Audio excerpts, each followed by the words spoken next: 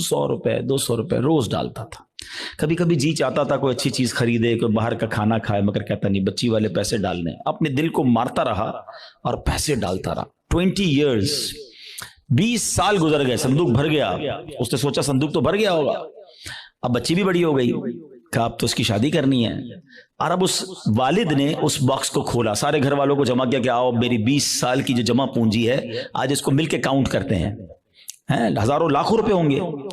जैसी संदूक खोला ना, उसका दिल हिल गया कि हुआ ये था कि संदूक लकड़ी का था, उसमें कहीं से एक सुराख हो चुका था और उस सुराख से दीमक अंदर आई और उसकी 20 साल की जो कमाई थी वो सारे नोट वो दीमक खा चुकी थी।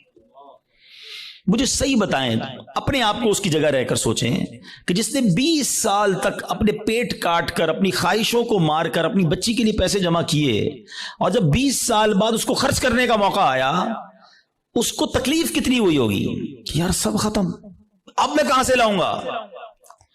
ये तकलीफ यकीनन बहुत ज्यादा है। मगर मैं आज जिस टॉपिक पर बात करना चाहता हूं ना, देखिए 20 साल बाद भी किसी से पैसे तो उधार ले सकता है ना, दोबारा कमा सकता है, कुछ ना कुछ सॉल्यूशन कर सकता है। मगर उस शख्स की मायूसी और उस शख्स की तकलीफ का अंदाजा कीजिए कि जो शख्स जिंदगी भर नमाजें पढ़ता रहा, सर्दी में उठ के वजू करके नमाजें पढ़ता रहा, रमजान में रोजे रखता रहा, हज भी किए, ज़कातें भी दी, बहुत बार शैतान ने बहकाने की कोशिश की, वो लड़ता रहा शैतान से कि नहीं मैंने गुनाह नहीं करने। और जब अल्लाह की बारगाह में क़यामत के दिन पेश हो तो उसे उम्मीद होगी कि मेरे पास हज हैं, उम्रे हैं, नमाजें हैं, सजदे हैं, तिलावत है, रोजे हैं।